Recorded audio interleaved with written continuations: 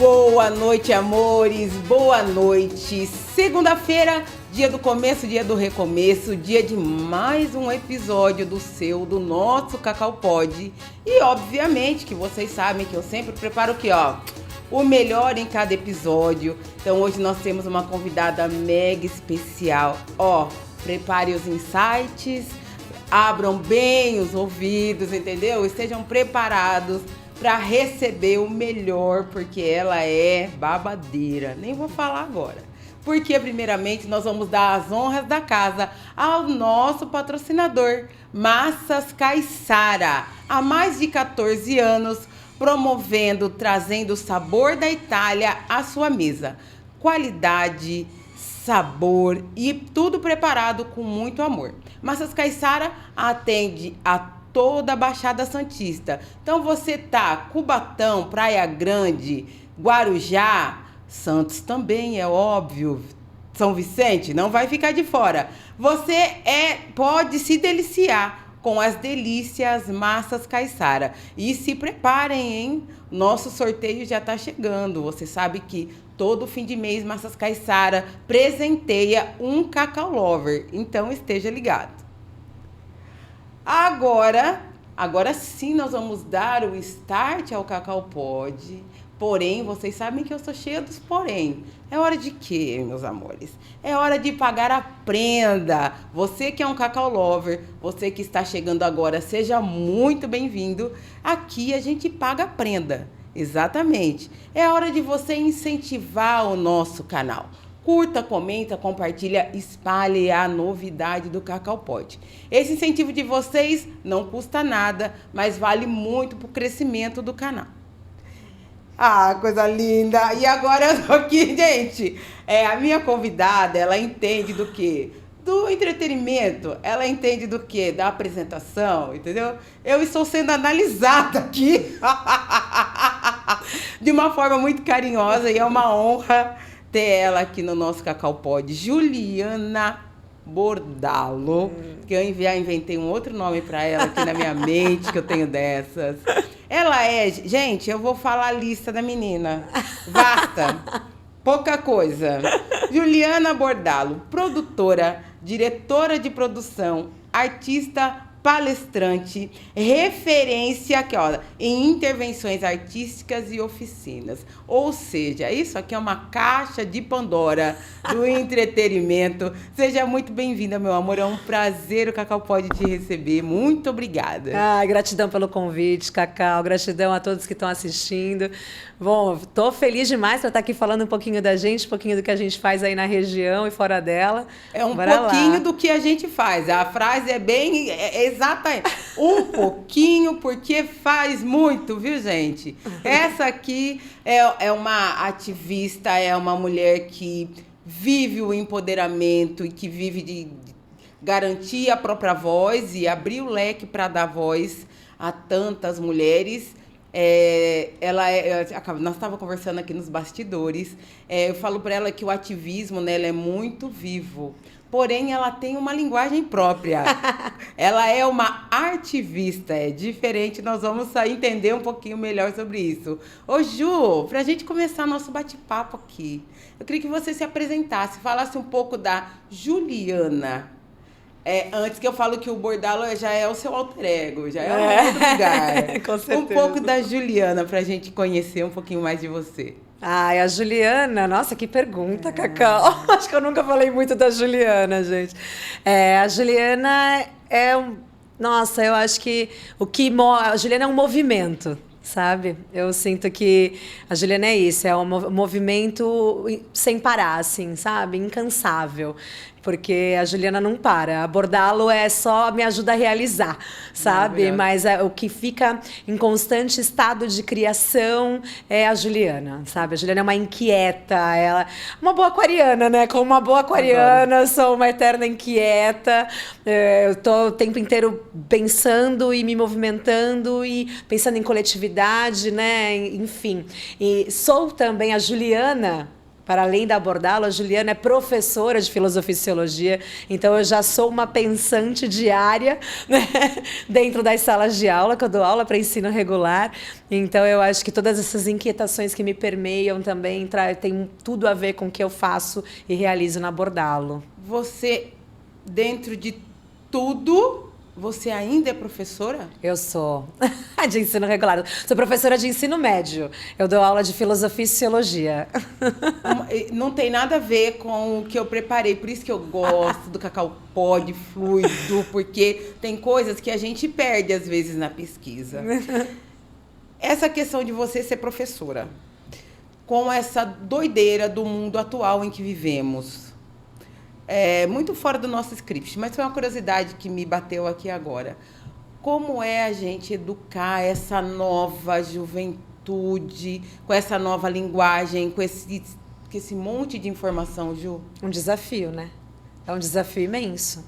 Porque, na verdade, se eu venho... Primeiro que a filosofia e a sociologia, se a gente pensar nela educacionalmente, é como se ela não tivesse um peso e um valor. Né? E isso eu estou falando porque é o que eu falo diariamente na sala de aula para os meus alunos. Eu já acho um erro tremendo dentro da grade curricular educacional a filosofia e a sociologia entrar quando aquele jovem já tem 15 anos.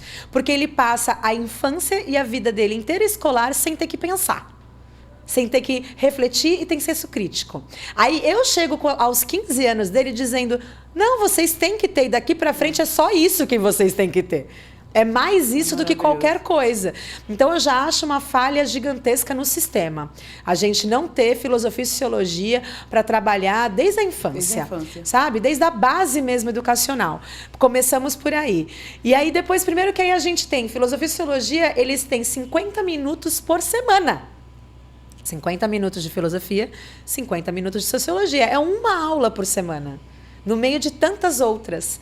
E se a gente realmente refletir hoje, na idade que nós temos, não vou falar a minha, mas já passei dos 40, então a gente sabe que, no fim, a filosofia e a sociologia é o que a gente mais utiliza no nosso dia a dia. Então, como que depois a gente passou anos da nossa vida no sistema educacional, a gente achou que a filosofia e a sociologia não serviam de nada, é só um conteúdo que, ai, que saco que eu tenho que ficar fazendo essa aula, porque a gente sabe que é isso que vem para os jovens, né? E eu falo isso para eles todos os dias: vocês com 40, vocês vão lembrar tanto de mim. Quando vocês estiverem no mercado de trabalho, vocês vão lembrar tanto do que eu falo aqui dentro. Maravilhoso. Mas tanto. Por mais que o sistema não valorize o que nós, profissionais da filosofia e sociologia, fazemos, que é o exercício do pensamento, quando vocês se forem engolidos pelo sistema do mercado, pelo capitalismo selvagem, vocês vão perceber que eu era a peça mais importante daquele lugar, sabe? Porque a gente, no fim de tudo, conforme a gente vai ficando adulto, a gente sabe que o que a gente mais precisa: posicionamento, senso crítico, para que a gente não seja engolida pelo sistema, porque o sistema está aí para nos engolir, para nos manipular. Então, se a gente se permite e não consegue ter um pensamento minimamente crítico, e não estou falando de lado, eu estou falando de um pensamento crítico, sabe? Racional, não estou falando de emoção. Senão vira massa de manobra. Exato. Que é exatamente isso que exatamente. acontece. É a racionalidade falando, a gente tem que ser racional. Aqui eu sempre falo isso, pontuo isso todos os dias. Não vamos falar de religião, não vamos falar de lado, não vamos falar de ideologia, a gente vai falar de racionalidade. Eu tenho que tomar decisões através da minha razão, não da minha emoção, porque a emoção engana a gente mesmo, né? A gente é tudo muito emocionado. É por isso que ela é professora e muito mais. Terminamos aqui mais um Cacau Pod. Vocês entendem? Quando eu digo, gente, que é muito, é muito. Eu acabei de ser surpreendida, porque eu não sabia que a Ju sabia que da questão da arte, eu sei.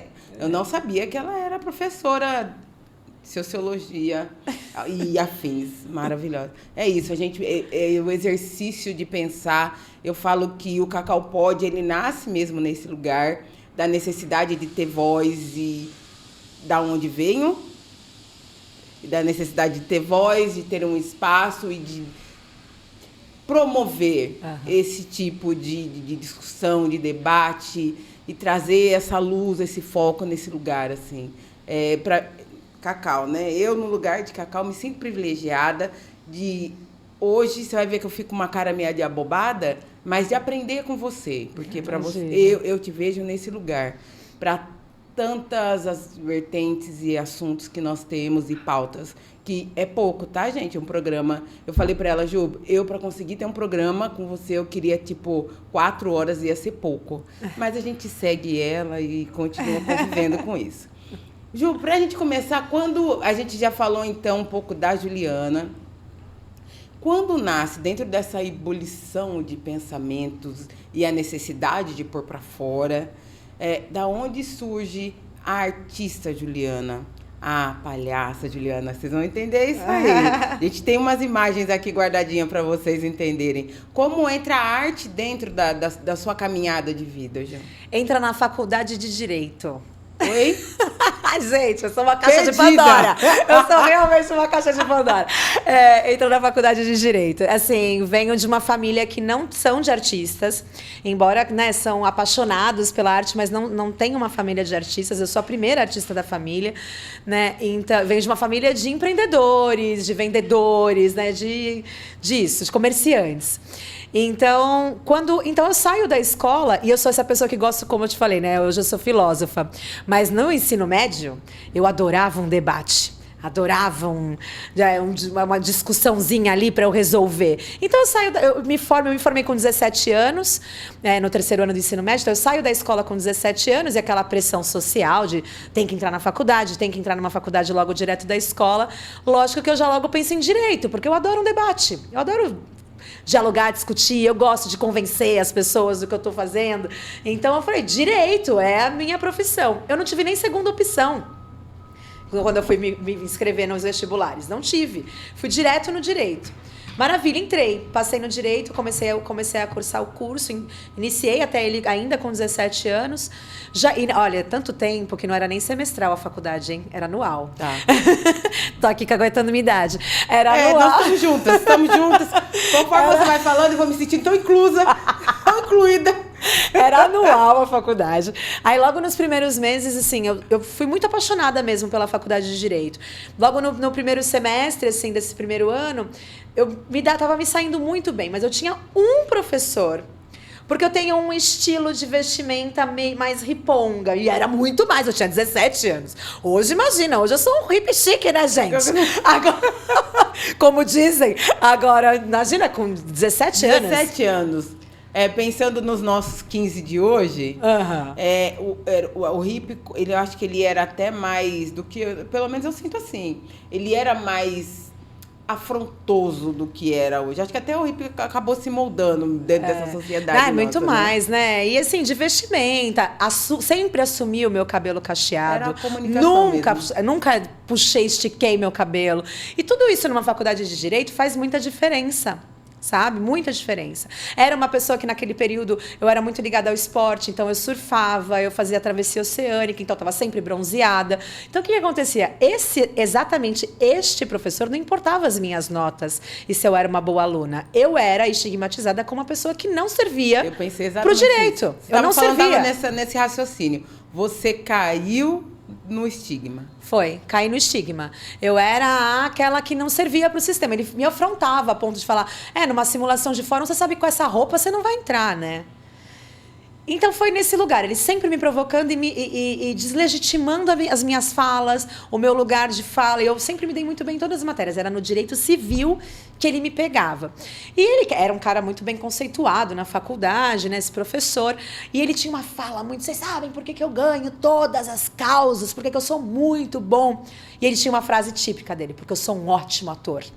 Eu nunca tinha feito teatro, Cacau. Tinha 17 anos, nunca tinha feito teatro. Falei, cara, eu vou entrar na aula de teatro.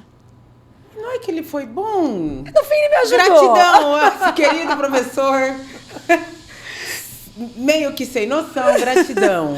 Ele me ajudou, porque eu, muito tinhosa, falei, tá bom, se ele tá falando tanto que eu tô inadequada, eu sou tão inadequada o tempo inteiro para estar no direito, eu vou fazer aula de teatro também, vou ser uma boa atriz, para ser uma boa advogada.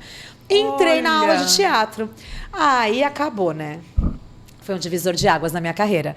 Porque aí eu fiz mais um ano na faculdade em paralelo com as artes cênicas, porque eu entrei no teatro, Cacau, assim, parece que o teatro era para mim mesmo, assim, sabe? Que logo que eu entrei, meu primeiro professor, que foi meu grande mestre, Zé Luz Machado, que é meu padrinho da arte, ele falou: o que você está fazendo no direito, garota? Você não tem nada a ver com esse sistema. Você é totalmente... Aí eu fui chamada aqui para um teste, passei. Fui chamada para um negócio ali, passei. Falei, gente, que loucura. É meu lugar. Eu nunca fiz nada disso. Por que eu... Nossa, a coisa tá fluindo, sabe? E aí eu fui o quê? Eu fui desencantando com o direito. Fui desencantando. Conforme eu fui aprendendo, eu falei, nossa, mas toda lei tem brecha.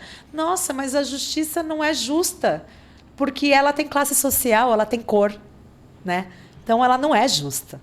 E aí aquilo foi me inquietando e eu ali, em paralelo, comecei a estudar arte cênica junto, para também entender o que eu ia fazer da vida, porque isso me atravessou demais, né? As coisas estavam fluindo. Meu primeiro salário da vida foi com artes cênicas, nunca foi com outra coisa. Então eu falei, por quê? Se eu estou ganhando dinheiro já aqui, eu preciso pensar, né, se realmente é o direito que é o meu lugar. E aí eu tranquei. Chamou seu senso crítico para trabalhar na hora, né? Aí o que eu fiz? Tranquei a faculdade, eu terminei o segundo ano e já tranquei. Falei, deixa eu experimentar um ano, ver se continua fluindo. Se eu paro, eu volto. Aí nunca mais voltei, né? Aí fui estudar artes cênicas mesmo, fiz técnico, já fui estudar circo, enfim. Aí eu tô aí há 25 anos. São 25 anos aí na carreira artística. Nesse caminho, que eu vejo muito isso em você, tá? E é isso, na verdade. Quando você se deu conta que você tinha encontrado o seu propósito de vida, quando que te deu esses estalos? Você tem essa noção, Ju? Olha, eu sempre trabalhei tudo que eu comecei a fazer já foi direto em projetos em comunidades, em entrar nesses lugares, viajar para fazer nas praças, né? Os Elos tinham uma Kombi na época, então a gente viajava o litoral todo, parando nas prainhas bem pequenininhas, assim, apresentando para as comunidades caiçaras. Ali eu falei, cara, é isso que eu quero. Imagina viver fazendo isso. Levando sorriso, levando, sabe? Porque para mim a arte ela vai para além do entretenimento, sabe? Sim. Ela vai para um lugar mesmo social. Para mim é um lugar de transformação social. É um lugar onde eu sou uma comunicadora e eu, como uma comunicadora, eu tenho uma responsabilidade sobre o meu poder de comunicação. E ali é um lugar onde eu tenho todas as pessoas ali de olhar voltados para mim. Então, o que eu faço com essa responsabilidade que está nas minhas mãos? Então, quando eu comecei a entrar aqui, os Elos foi me apresentando assim, as comunidades caiçaras. E olha, a gente pode viajar e fazer isso nos lugares. Eu falei, cara, eu quero viver disso. Né? Então, aí dali eu fui, né, fazendo diversas coisas. Eu gosto de ver os entremeios da vida. Porque a arte te deu o direito de exercer o direito. Exatamente. Eu adoro esse emaranhado da vida, sabe? Que você realmente encontrou a arte de você exercitar as leis, de você se colocar a serviço e de levar essa voz. É sensacional. E no meio disso, então, aí nasce Bordalo Produções. No meio disso nasce da necessidade, né? Tá, me conta essa história, eu quero saber isso aí. Nasce da necessidade, né, gente? Que no começo, imagina, a gente era associada a cooperativas de teatro, associação, porque burocracias, né? Para ser contratado, você tem que emitir uma nota fiscal, então como é que a gente vai fazer toda essa burocracia? Por muitos anos, a gente foi fazendo essas parcerias com cooperativas de artistas ou associações. Até que chegou um determinado momento, que isso tem 14 anos atrás. Você vê, foram 10 anos ali sem estar uma formalização jurídica, né? Que houve uma necessidade de falar, não dá mais para você ficar terceirizando a burocracia para você ser contratada, né, Juliana? Né? Vamos... E, claro, teve o avanço de começar a ter a MEI. A MEI foi realmente um divisor de águas. Hoje eu não sou mais MEI, mas a MEI me fez falar, poxa, eu posso ter um CNPJ. Porque antes de existir a MEI... Para mim, isso era totalmente descabido. Porque era utópico, né? Nem era utópico, porque a gente nem sonhava. Não sonhava. E é um custo que a gente que tem um trabalho instável, a gente não pode dizer que a gente todos os meses recebe X. Sim. Não é o nosso trabalho artístico, a gente não tem isso. É um mês que é muito X e outro mês que é menos Y. A gente não tem nada, entendeu? Então, a gente pensar em ter uma empresa, imagina, era totalmente utópico. Eu nem consegui enxergar essa possibilidade. Com a existência da MEI, a gente, opa, é possível. Aqui uma MEI eu consigo ter. Né? Hoje já não sou mais MEI, mas a MEI me serviu por muitos anos, assim. Então foi a partir dali que eu falei, não, agora eu vou me formalizar para eu mesma poder, porque assim, a produção, eu sempre trabalhei, a gente sempre teve coletivos, onde cada um tinha uma função. E essa parte de produção, de venda, cuidar da burocracia, eu sempre gostei. Tá. Então sempre foi uma das minhas funções, cuidar dessa parte. E aí acabou que, naturalmente, uma coisa foi levando a outra, sabe? Eu sou essa questão de articulada. Então, eu já vou falar o que eu estou fazendo, eu já vou tentar juntar daqui, juntar de lá, vamos fazer alguma coisa. Essa realização, assim, é uma coisa que faz parte de mim, assim. Então, eu consigo estruturar isso na minha cabeça muito rápido. Eu ia falar que eu falo vocês porque eu falo que você, Daniel Meirelles, me lembram, vocês têm uma sinergia muito parecida, assim, me lembram muito essa energia de vocês.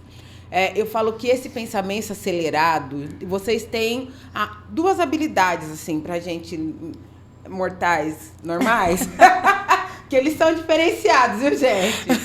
Que é o raciocínio rápido e lógico. Vocês conseguem organizar em segundos, acho que até a própria arte dá isso, né? Dá. Porque acho que o teatro, que vocês são extremamente teatral, você se coloca no precipício de lidar com o improvável. O improviso, ele é a base, né? Se você pensa na improvisação, ela é a base dessa arte, porque tudo acaba surgindo de uma improvisação. Depois, claro, a gente pode desenhar um espetáculo com as falas ali todas fechadinhas e tudo mais.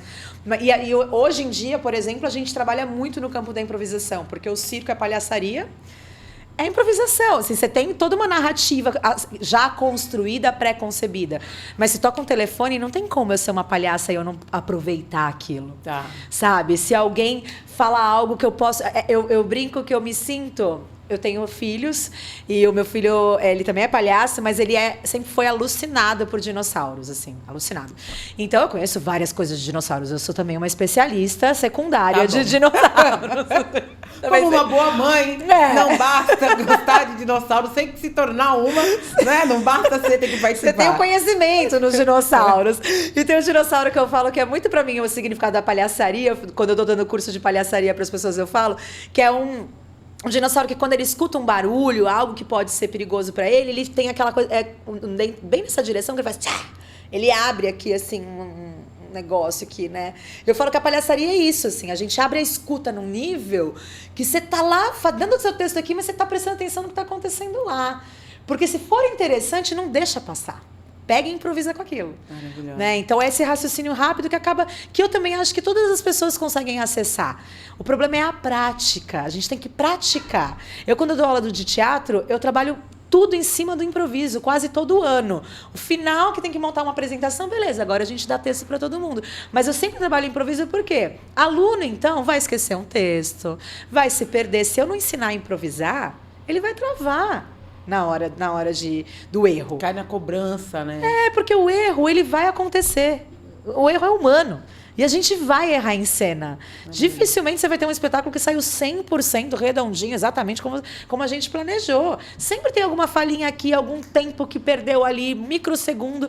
Você tem que improvisar com essas demandas que surgem. E isso é prática, é um hábito. Se você tem o hábito de trabalhar o raciocínio rápido, a resposta rápida e leitura, porque também é isso, a gente precisa ter conteúdo. Também é uma coisa que eu sublinho toda hora. Não adianta eu só querer falar. Eu tenho que saber o que eu estou falando. Perfeito. Então, para isso, eu preciso me informar. Ter informação sobre o que está acontecendo. Tá sempre atualizada. A necessidade do senso crítico, meus amores. Exatamente. É sobre isso que estamos falando, entendeu? Entendeu? Os entremeios, vocês têm que entender. Falando em palhaço, tem umas fotos aí, meu diretor, nós temos... Gente, vocês estão vendo que minha mesa ela tá um pouco mais robusta, né? Cacau também é uma estudiosa. Estamos melhorando, aumentando a régua do Cacau Pode. Prepare-se. Aqui, algumas apresentações da Ju. Por falar em palhaços, uma família da palhaçaria. Somos uma família de palhaços e palhaças. Esse é meu filho, Kael, que é o palhaço Choio. A gente tem um espetáculo que chama Circo na Praia, uma família excêntrica, que a gente fala sobre todas as famílias, as constituições familiares, né? porque existem diversas. E esse a gente circulou agora o ano passado. Todas as fábricas de cultura do estado, circulamos também pelas praças do litoral paulista, fomos também em Vale do Ribeira. Essa é a minha filha mais velha, ela não é palhaça, mas ela é dançarina, ela é competidora de breaking e hip hop, então Meu Deus, é uma família da arte, né? Literalmente. nós somos mesmo. Trabalha com produção já comigo, faz as produções junto com a gente, e a Lele Lotus, que é minha companheira, que também é compositora, musicista, também maravilhosa. Lele, eu só vou te dar um recado, Lele. Você tá me devendo. Eu falei isso pra ela hoje. Anota, porque deixa eu contar pra vocês os bastidores. Cacau, Daniel Meirelles, tá? Cacau, tem uma amiga da palhaçaria. Ó, chama ela, chama o Lele. A agenda da Lele, gente. Gabriel Pensador, com a banda, com a conversa dele fiada, perde pra Lele Lopes, porque a mulher é cheia é cheia dos compromissos, mas ela vai chegar. Agora ela tem obrigação de vir. Um beijo. Melhoras, viu, querida? Se restabelece e vem. Hoje era pra ela estar aqui junto com a gente, mas ela tá ali cuidando da saúde, que é o mais importante. Daqui a pouco ela chega. E aí você vê dentro da sua, né, quando a gente fala que você encontrou a maneira de exercer o direito, a sua preocupação de dar voz às classes, né, você montar um espetáculo que fala sobre diversidade, que, na verdade, que é você, né, o seu mundo diverso, esse compromisso é da sua índole, é da sua essência. De você montar um espetáculo. Qual é o nome desse espetáculo específico? Desse espetáculo é Circo na Praia. Circo na Uma Praia. família excêntrica. Uma família excêntrica. E você trazer luz com a arte a essa discussão. Me fala um pouquinho da montagem desse espetáculo, me fala um pouquinho dele. Esse espetáculo surgiu da ideia... A priori, quem ia fazer seríamos nós 4, o espetáculo, né? Minha filha também ia fazer, porque a gente começou a pensar nele, assim, tem uns 4 anos, e porque surgiu deles, porque eles sempre estão trabalhando comigo. Então, a gente leva junto, trabalha junto, a gente trabalha ali. Tem jeito, gente, são mães solos. É bordalo cultural e família. E família, assim. Não tem, o filho vai junto, é isso, né? A gente fala, quando a gente trabalha com mulheres, a gente fala muito de rede de apoio. Como é importante uma rede de apoio. E nós temos uma rede de apoio muito pequena, né, para ficar com os nossos filhos. Então, eles sempre trabalharam com a gente. E aí chegou um determinado momento que o Kael, o meu filho mais novo, falou assim: porque a gente, já que eu tô sempre junto, eu quero fazer também um espetáculo. Que lindo. Tudo bem. Vamos começar tentando. Eu falei, como que será ele apresentando na frente das pessoas? Isso ele ainda estava com 5 para 6 anos. Falei, nossa, ele não vai dar conta. Comecei a fazer umas experimentações, assim, montava uma cena, eu, ele e a Luara, aí, que é a minha filha mais velha, aí nós íamos para a praça, para o Jardim Botânico. O Jardim Botânico foi meu espaço de experimentação, assim. Ia para o Jardim Botânico, apresentava lá. E ele foi dando conta, e isso foi crescendo, até que eu falei, bom, vou montar mesmo um projeto estruturado para um edital. Mandamos para o edital PROAC, para montagem de espetáculo, e ganhamos. Aí, nesse momento, a Luara já estava super envolvida com a dança. Falou, mãe, não quero, porque depois eu vou falhar com data com você, porque eu vou estar viajando com a dança. Então, fizemos só eu, o Kael e a Lelê. E a Luara ajudou toda na produção, a Luara que fez as coreografias. Então ela tá, de alguma forma, sempre ali com a gente. A gente deixa o figurino dela, inclusive, em cena. Ai, que a gente coloca, ela tá ali. Seja, a Luara está. A Luara está. Então a gente ganhou. O edital possibilitou que a gente fizesse o espetáculo. Convidamos uma diretora para nos dirigir, que também trabalha com os filhos e o companheiro. Então ela já trabalha também num circo de família. E aí a gente convidou a Fran Marinho para ser nossa diretora. A gente tem uma equipe muito bacana de profissionais. Fizemos treinamento de circo, treinamento de comicidade com a Geis Helena, com o Sidney Herzog. Então, a gente foi tendo uma equipe gigantesca. Ficamos 6 meses em processo de montagem para a estreia, e aí circulamos o litoral. E logo depois que circulamos o litoral... agora a gente vai, por exemplo, a gente vai fazer no Sesc. Também o Sesc já contratou o espetáculo, a gente vai fazer lá também. Então, assim, agora a gente está rodando com o espetáculo, né? Hoje, você sabe que você já até deu uma pincelada nisso no começo do episódio, e eu acho que a gente voltou nisso de novo, e a gente não deu atenção devida. Eu até deixei aqui anotadinho, que agora eu tenho o meu caderninho Eu sou bem preparada. Aí, a menina estudiosa. E a gente deu essa pincelada, mas eu queria que você falasse melhor até pra gente entender. Qual a importância das políticas públicas voltada para essa arte, para a cultura de rua?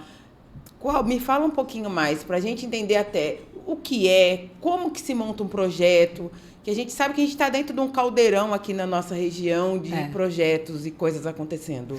Olha, assim, acho que tem 2 pontos aí, né? A importância das políticas públicas, total, 100%, assim. Acho que para falar sobre todas as pautas, a política pública ela tem que estar envolvida em todas as pautas que a gente quer trazer, que seja educação, diversidade, né, raça, a raça. A gente tem que falar sobre isso e tem que existir políticas públicas voltadas para isso.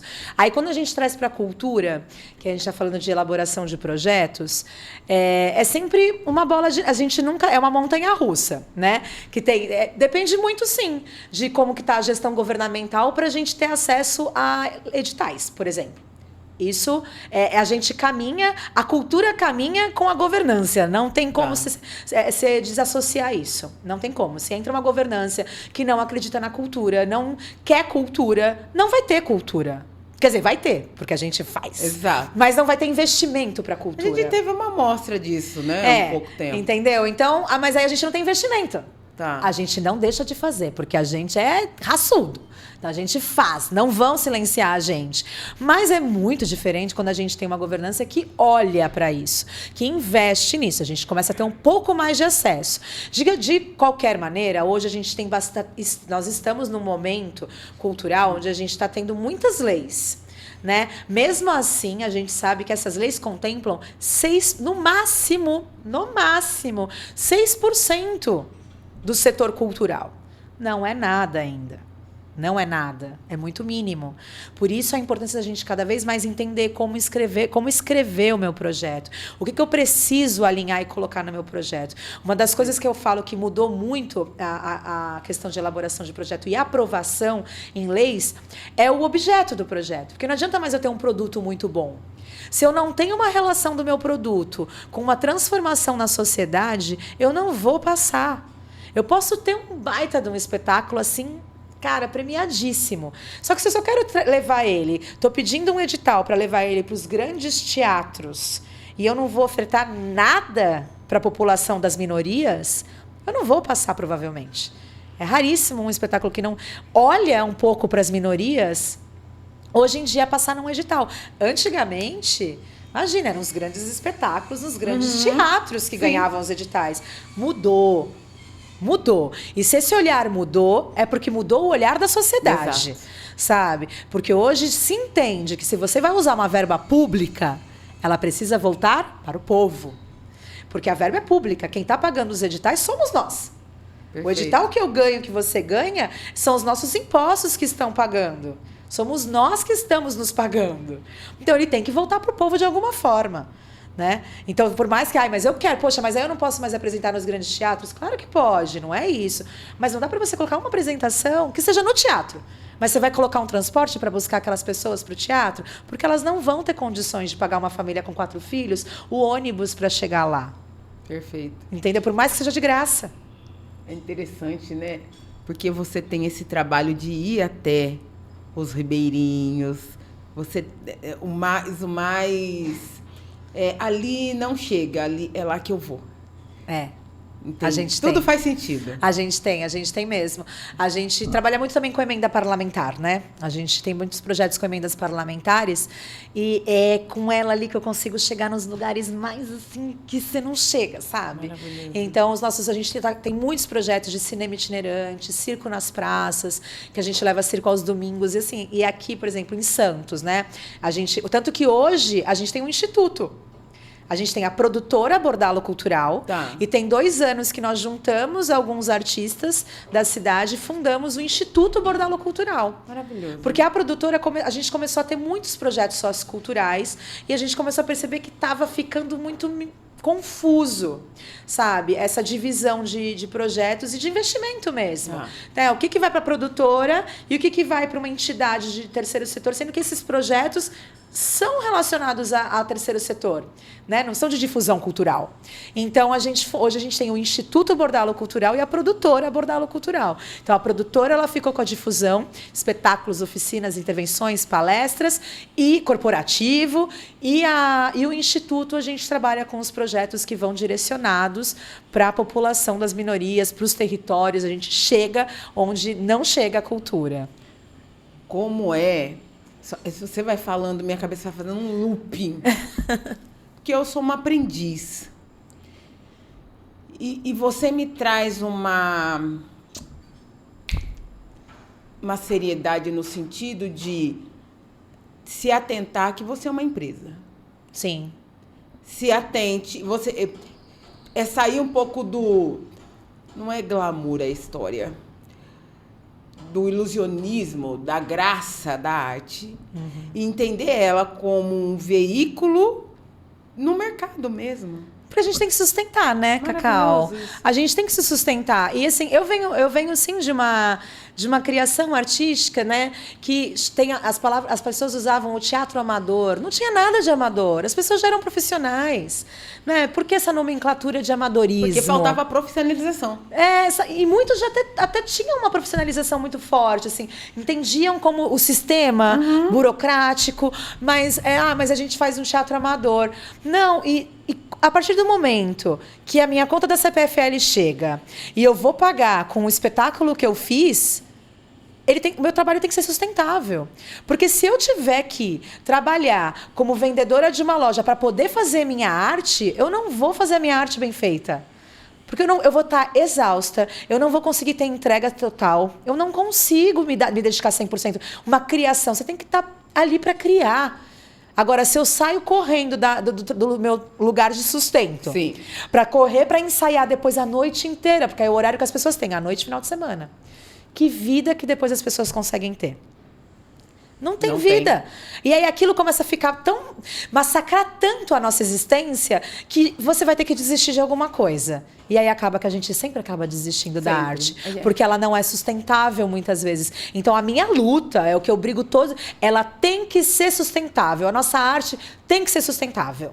Porque a gente tem que conseguir saber que eu estou pagando minha conta com a minha criação. Eu falo isso muito lá em casa, até para meus filhos, né, que eles... ainda, claro, não sei o que eles vão ser da profissão deles. Hoje eles têm a arte ali na vida deles, mas se eles vão viver da arte, não sei, tá tudo bem. Eles vão ter a livre demanda de escolher o que eles querem. Agora, eles têm que ter algo sustentável. Não é só para tapar buraco, não é para ser complementar, porque senão eles não vão se dedicar 100%. Eles não vão conseguir. Eu já tive fases da minha vida que eu tinha que dar aula de segunda a sexta-feira para poder me sustentar, para poder fazer teatro. E era uma loucura. Eu tive estafa, né? Tive ansiedade. Porque que momento que você não consegue nem criar direito. A cabeça o outro lado, né? A sua cabeça... realmente não dá. Não dá. E no momento que eu tive o privilégio, que eu acho que também é privilégio, né? Que eu consegui entender um pouco do sistema. Eu falei, caramba, agora eu tô conseguindo me manter aqui só da arte. Tá bom, não saí da escola, porque eu gosto da escola. Mas hoje eu só dou aula segunda-feira de manhã. Só na escola que eu escolhi, onde os meus filhos estudam, porque eu quero estar lá, porque eu quero que os meus filhos estudem lá. E sempre foi também uma escolha minha, desde que eu me tornei mãe, eu trabalho em todas as escolas que meus filhos estudam. Eles não estudam onde eu não trabalhe, porque eu quero estar dentro do ambiente escolar deles. Nossa, que interessante, Ju. Porque para mim a fase educacional é a fase mais tóxica da vida do ser humano. Confesso, assim, é particular mesmo. Eu acho que muitos traumas que a gente carrega para a vida inteira foram traumas que a gente adquiriu na escola, nas relações que acontecem dentro do ambiente escolar, sabe? E cada vez eu sinto mais violento o ambiente escolar. Então, eu sempre me coloquei a serviço de eu preciso estar dentro da escola dos meus filhos. Eu quero estar lá dentro sabendo quem convive com eles, quem é o fulano de tal, quem é a família do fulano de tal, porque eu dando aula eu conheço todas as pessoas, sabe? Eu consigo ter mais acesso ao que está acontecendo com eles, assim, do que se eu estou muito muito fora daquela realidade. Então, sempre foi uma escolha minha. Eu trabalhei em todas as escolas dos meus filhos, né? Então, hoje, eu me sustento da arte, mas eu mantenho ali porque eu gosto de dar aula ali naquela escola e quero os meus filhos lá, então, e eu quero estar lá com eles. Então, eu dou aula para os meus 2 filhos, sabe? Minha filha hoje, agora que ela já está no ensino médio, minha aluna de filosofia e sociologia, né? E eu gosto de poder ela me ver falando ali à frente para os jovens amigos da sala dela, sabe? A minha relação com eles. Gosto dela olhar e falar, caramba, que legal. Eu não tenho vergonha de ser filha da professora. Maravilhosa, né? maravilhosa. Eu gosto de ter aula com a minha mãe, sabe? Eu gosto da minha mãe aqui na sala de aula. Então, eu consegui estabelecer essa relação com os dois, assim, que pra mim era tudo que eu queria e eu acho que então eu tô caminhando de uma maneira que eu idealizei, assim, as coisas estão fluindo. Maravilhosa. Com vocês, com vocês, Juliana Bordalo, Leoa, mãe, entendeu? É sobre isso. Conhecemos a Leoa, Juliana Bordalo. Temos isso aí também. Tem mais esse aqui para colocar no script. Ô, Diogo, tem uns vídeos da Ju? O que você sentiu no teu coração? Que a gente pegou um material da Ju para vocês entenderem um pouco mais desse trabalho dela. O canal dela do YouTube foi invadido pelo Cacau Pod. Nós invadimos. Com permissão, tá, crianças? Que a gente só entra na casa das pessoas com permissão. Ele tá preparando aqui. Que a gente vê um pouco... eu adorei. É um teaser. Adorei. Teaser. Dos espetáculos da Ju. Desse trabalho. Então põe um só, viu, Didi? A gente fica combinado, que a gente mandou um monte de coisinha. Aí a gente tem que organizar com o time do produtor, não é assim do jeito que eu quero. Pra gente conhecer esse trabalho seu, Ju, dos seus espetáculos. A gente já falou do fomento, né, da criação, do fomento, do investimento, né, que acho que a gente não tem nem noção do tamanho do investimento que é para você colocar um espetáculo dessa magnitude que vocês levam. É tempo, viu? É tempo de ensaio, é equipe, porque é uma coisa que a gente dá oficina, né, de elaboração de projetos para as pessoas, e é uma coisa que eu falo muito, assim, a gente precisa de pessoas. Não dá para eu escrever um projeto pensando que eu vou ser a produtora, eu vou ser a atriz, eu vou ser a diretora, eu vou cuidar da imprensa. Não dá. A gente tem que ter equipe. Uma coisa que eu tô observando aqui na nossa conversa, vocês observam que eu falo assim, ó, você, Ju, ela nunca fala no singular. Não. Desde o começo da nossa conversa, eu observo que eu vou começar a falar vocês, Ju, porque você nunca fala no singular, que é a importância do poder da equipe, né? A gente precisa de pessoas, Cacau. É uma coisa que eu falo toda vez, assim, não dá, a gente precisa de pessoas. Eu, por exemplo, nos espetáculos que eu estou em cena, se eu estou como atriz, eu não estou na produção. Eu contrato alguém para produzir, fico na produção executiva, que é numa coordenação mais geral, mas tem alguém que vai cuidar de tudo. Porque senão eu fico louca, eu não consigo criar.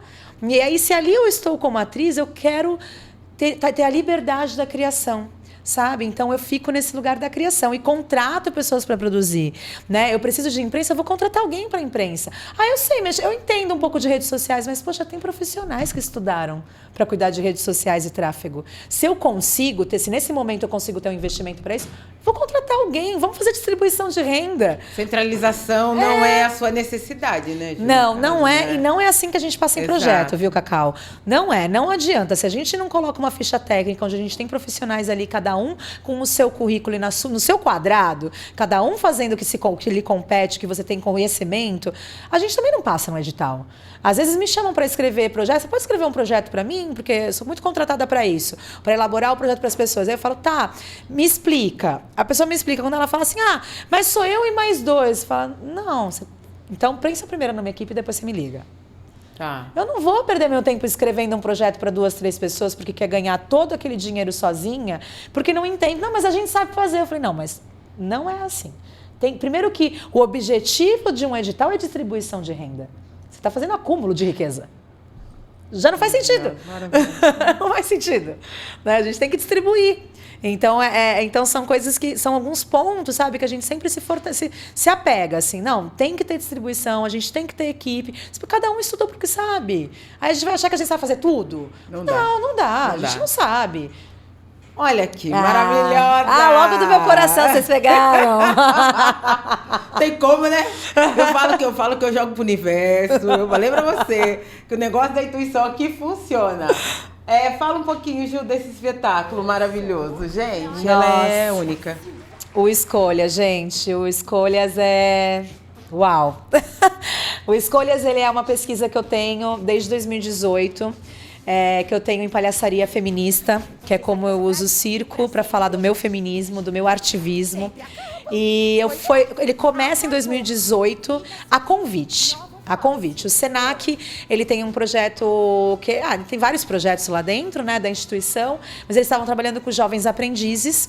E aí, durante o processo de trabalho deles com jovens aprendizes, vieram denúncias que dentro desses lugares que os jovens estavam, das meninas, né, principalmente, tinham sofrido algum tipo de assédio. E aí eles convidaram advogadas para palestrar sobre isso, sobre o direito dessas jovens que estavam se sentindo assediadas nesses ambientes corporativos de trabalho, né?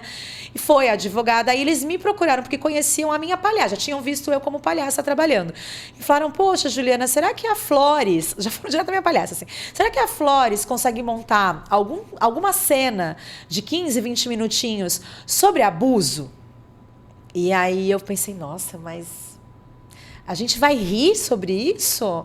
Ai, mas não quer levar uma cena mais dramática, porque eu sou atriz também. Ai, não, a gente não quer porque a gente acha que com o riso a gente vai se aproximar mais, que é tudo jovem. Então a gente não queria trazer algo voltado ao drama. Falei, como tinha 3 meses, eles me pediram 3 meses antes, eu falei, eu vou tentar. Nunca fiz então, já tinha falado de maternidade, mas assim... de abuso, pra mim era uma coisa, meu Deus, como que eu vou rir disso? Começa assim. Como se põe graça em cima de uma dor dessa, exatamente, né? Porque eu sou dramaturgista, então eu que escrevo a maioria dos meus textos, dos espetáculos. Falei, meu Deus, é claro que começou. Falei, tá, deixa eu começar pesquisando. Comecei a fazer aquela pesquisa na bolha, né? Gente, meninas, me contam os abusos que marcou a vida de vocês e fui escrevendo. Cacau, eu fiquei assim 1 mês e meio sem conseguir. Eu coletei várias histórias, eu não conseguia escrever nada. Assim, eu não conseguia encontrar o que eu vou. Porque pra mim, se eu tô de palhaça, eu tenho que trazer o riso. Como que eu trago o riso naquilo? E eu, em paralelo na terapia, falando toda hora pra minha psicóloga, eu vou ter que negar. Eu queria muito fazer. Primeiro, que financeiramente ia ser muito bom. Eu ia fazer várias apresentações pelas instituições Senac. Assim, tudo ia ser muito bom. Eu falei, eu não queria perder esse trabalho, mas eu não tô conseguindo criar. Eu não tô conseguindo entender que... E aí ela falou, mas Juliana, por que tu não tá pegando? Tu já olhou pras tuas histórias? Aí eu virei e falei, nossa, mas eu sou uma privilegiada. Eu acho que eu nunca sofri quase assim nenhum abuso que eu tenha que trazer como pauta, assim, sabe? Foram coisinhas mais simples. Ela, será? Aí a gente foi lá da infância, assim, chamamento Cacau, da assim, consciência. ó, ela foi me espremendo de eu descobrir abusos na infância que eu não lembrava que eu tinha passado. De eu chegar pra minha família e falar, isso aconteceu? E minha família desabar e falar, uau, por que você tá falando disso agora? Aí eu contei todo o contexto, porque na terapia que eu fui relembrando. E aí então o que acontece? Claro que eu elevo as histórias, né? Mas eu conto isso das minhas histórias. Perfeito. E ali eu consegui, porque aí eu comecei... Por que eu fui criando a narrativa? Por que eu entrei nessa situação? Então, na verdade, o Escolhas, o que as pessoas riem? Elas não riem do abuso que eu trago em cena. Elas riem das minhas vulnerabilidades. Porque as minhas vulnerabilidades são as que você tem também. Onde eu tô frágil, você também muitas vezes pode estar. E quantas vezes você também não se colocou numa relação abusiva porque você estava vulnerável e a pessoa te pegou na vulnerabilidade, te ali, ó, laçou ali. Então acaba que o Escolhas, ele vem disso. O Escolhas, ele vem a partir dessa demanda de 2000. Então eu fiquei de 2018 até 2022 num processo de mudanças de criação. Muda essa cena, vou tentar mudar daqui, incluir aqui, tirar aqui. E aí em 2022 eu ganho mais um edital novamente. E aí eu chamo Naomi Silman, que é uma diretora, uma inglesa, palhaça, que hoje vive no Brasil já há mais de 30 anos. E aí falei, Naomi, me dirige. Então, mas a gente seguiu praticamente a mesma narrativa que já tinha, só ampliamos e elevamos a história e estamos aí circulando. Di, tem uma foto aí que é as personagens estão segurando um cartaz. É o público. Tudo tá tudo linkado. Aí é o público que segura o cartaz. É o público. Eu termino sempre o espetáculo de mão dadas com mulheres da plateia. Porque eu falo que, na verdade, que o espetáculo o nome é Escolhas. Por quê? Que eu digo... Deixa aí, Tadinho, pode deixar. Digo que na terapia, eu entendo, o espetáculo ele permeia toda essa narrativa, né? Que eu tô fazendo terapia e que eu entendi qual é o segredo da existência. E o segredo da existência são as nossas escolhas. E eu termino o espetáculo dizendo que eu entendi qual é a minha escolha, escolher a mim. Com a minha inadequação, com os meus fracassos, com as minhas vulnerabilidades, mas sempre escolher a mim em primeiro lugar. E aí eu convoco mulheres para subirem no palco comigo e segurar os cartazes e escolherem a si mesmas. Então eu termino sempre o espetáculo de mãos dadas com mulheres. Quando eu falo que ela é essa artivista que dá voz, que coloca luz, e abre os espaços para essas discussões, é sobre isso. Eu conversei com a Ju um pouco, que a gente tá num momento que não tem como a gente fingir que nada está acontecendo, tem hora que a gente é obrigado a se posicionar mesmo, né? O nosso senso crítico tem que sair do lúdico, porque nós estamos vivendo uma fase que parece caça às bruxas. Nos tornamos reféns, né? Porque é feminicídio daqui, é feminicídio que vai e extermina a família da cunhada para atingir o passional tá muito doido, né? Então há necessidade. Eu falei, Ju, eu preciso usar da sua expertise, da sua arte, para a gente realmente falar, porque não tem como. Não tem. E é uma matemática que não fecha, né? É matemática que não fecha. Porque a gente fala tanto de que cada vez mais o poder público está avançando em políticas públicas. E está mesmo, porque a gente vê, né? São as leis que cada vez mais avançam aí para nos proteger, que acaba que não dá tempo dessa proteção, porque a nossa vida é retirada. A advogada que circula com a gente, ela tem uma fala que eu acho muito boa, assim, que ela fala: enquanto morremos por gênero, existe feminicídio, existe a violência pelos nossos corpos. Porque a gente não morre porque a gente teve uma discussão, a gente morre por gênero. Perfeito. Os homens, eles morrem porque brigaram no futebol, porque brigaram no trânsito. A gente morre por ser mulher, por termos nascido num corpo feminino. Ponto. Né? E nem vamos avançar para outras identidades, porque aí a gente, né, vai muito... É o que eu falei. A gente vai, Nossa Senhora. Precisamos de 4 horas, é pouco exatamente. Ainda, não é? Porque é uma discussão para a vida. Mas acaba que eu venho sentindo, assim, as políticas públicas avançam e por que a violência avança também? Porque os nossos números estão alarmantes, eles estão aumentando. Mas eu também sinto que está havendo uma legitimação da violência num nível que a gente está perdendo a mão. Para mim, a gente já perdeu a mão dessa legitimação da violência. Está legitimado que você seja violento, você não precisa se controlar. Né? E desde toda a história da humanidade, o ser humano tem que ter controle emocional. Sim. Sabe? E não se está tendo. Você me irritou. É aquela política do cancelamento. A culpa é sua que me irritou. Lógico. Tem uma cena, eu assisti isso, gente, ontem. É uma cena de novela. Que ele agride, e aí a hora que ela tenta se posicionar, ele falou: mas você viu, você me irritou. Você me levou a isso. E a culpa acaba voltando para... É uma loucura. A gente precisa realmente... Vocês entenderam que a artista tem a terapeuta dela? Claro, gente. Vamos investir em gente, arte, mas terapia para mim tem que ser um serviço público. E desde a infância, porque para mim as pessoas têm que ter autoconhecimento, têm que ter controle emocional, inteligência emocional, mais do que controle. Isso. É inteligência emocional. E a inteligência emocional você precisa de terapia. Ninguém nasce com inteligência emocional, gente. Pelo amor, a gente precisa ir entendendo como lidar com as nossas emoções. Porque senão é isso, eu vou achar que eu tenho direito de retirar a sua vida, de encurtar a sua vida, porque você me irritou, ou porque eu quero algo que você tem, ou porque eu quero você, sabe? Isso é uma falta de inteligência emocional. É uma distorção de tudo. De tudo, sabe? Eu escutei também essa semana que é uma coisa que, nossa, tá me incomodando, aquele caso da pessoa que perdeu a vida, da mulher que perdeu a vida na frente da filha, por conta de uma polícia militar. O homem era um policial militar, um cara que está ali a serviço da segurança pública. E aí o que eu escuto mas ele era tão nervoso, por que ela provocou? É sério? Já sabia? É sério que eu tenho que me preocupar? Eu também sou nervosa, gente. Sou aquariana, sou nervosa para um cacete. Desculpa a palavra. Fique à vontade, Cacau, mas eu sou pode, nervosa, pode. eu sou irritada. Você começa a discutir comigo, eu falo, nossa, eu não gosto de brigar com a Juliana. Porque eu vou lá pra baixo, eu vou ladeira abaixo, eu vou na bagaceira na hora da discussão. Mas eu não vou tirar a vida de ninguém. Exato. Porque eu tenho um mínimo de inteligência emocional. Eu não vou me sentir no direito de tirar a vida. Eu posso te destruir emocionalmente. O que também não tá certo. Agora, a ponto de eu achar que eu tenho direito de tirar a vida. E nós estamos morrendo cada dia mais. Tá um absurdo. Mês passado, em maio, acho que foi maio. No mês de março, mês das mulheres. Se você acompanhou, no Rio Grande do Sul foram 7 mortes de mulheres.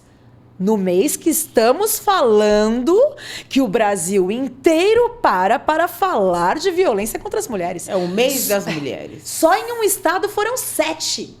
É um absurdo. Essa matemática não tá fechando. Não tá fechando. É por isso que é importante a gente ter artistas. As leis, talvez, a gente tem que pensar... Por que a conta não fecha? Às vezes as leis é só um papel. A gente tem que olhar isso aí. E eu vejo o quanto o seu trabalho se tornou uma rede de apoio para todas nós. Por isso que eu falei, Ju, por favor, eu preciso te levar no Cacau Pod para que mais mulheres se acheguem, te vejam e acham um caminho. Porque, sim, gente, ela tem esse trabalho, ela faz realmente da arte dela esse ativismo que acolhe e que sustenta e que nos dá coragem também. Eu falei para ela, inclusive até a pessoa que te chamou para te fazer, olha o serviço do universo, realmente te entregou mais um pedacinho aí dentro da sua missão. Sim, com certeza. Nos fortalecer. Meu diretor, ele me deu 10 minutos a 5 minutos. Nossa, já, gente? Olha lá. A cabeça dele, ó. Hoje eu vou extrapolar só um tiquinho, tá? Prometo que é tiquinho. Por quê? É lógico que eu pedi pra ela preparar um carinho pra gente encerrar. Falei, Ju, pra gente dar uma leveza aqui, porque vai ficar pesado. Pedi pra ela preparar. E depois... E aí ela vai falar, gente, que tem... Outubro tá chegando, que nós já estamos no meio do ano, se vocês não perceberam. Tem um projetinho de Ju aí, tem coisa chegando que ela vai apresentar aí para vocês conhecerem, para vocês se achegarem, que o projeto da Ju é para se achegar. Agora é a hora da paraçaria. Olha só, gente, vim botar fogo, coitado, não foi isso não. No podcast da Cacau, mas eu venho aqui sempre falar uma coisa que eu acho muito importante, que o fogo, ele é o conhecimento, né? E o conhecimento é a alma da mulher. E do caos, nós mulheres, a gente consegue transformar tudo em poesia. Eu quero colocar a música.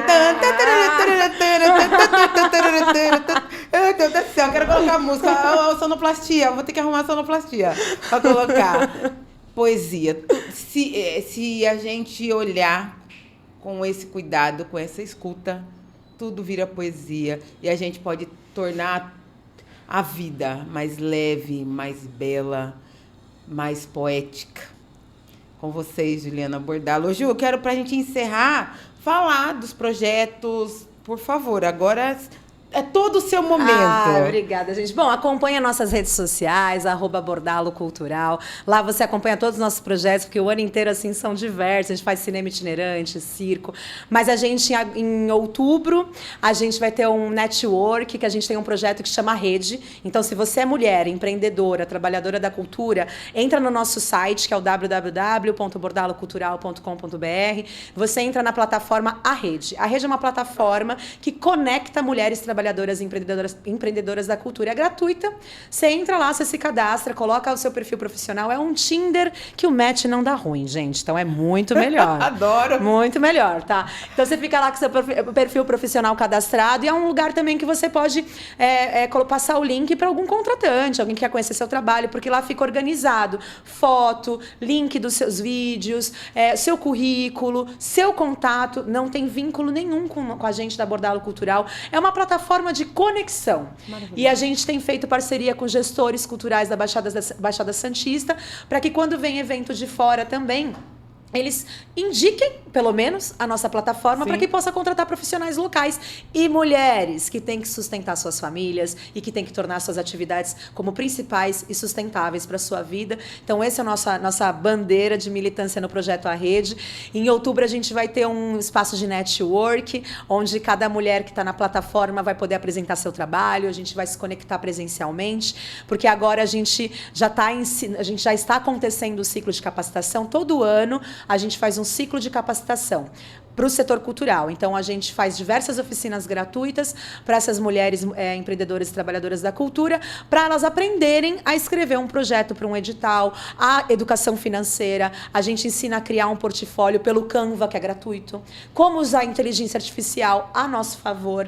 Então, a gente já traz todo esse entendimento, esse conhecimento, essas informações para essas mulheres. Esse ciclo já está acontecendo, ele encerra agora em agosto, mas em outubro, fiquem atentos e atentas nas redes sociais, que a gente vai ter esse dia, essa tarde, com show, com coffee break, para um network entre a gente, entre nós mulheres. Esse vai ter recorte, gente, mas os próximos, todas as pessoas estão convidadas. Sigam, gente. Olha, que delícia. Hoje, Cacau já é a rede.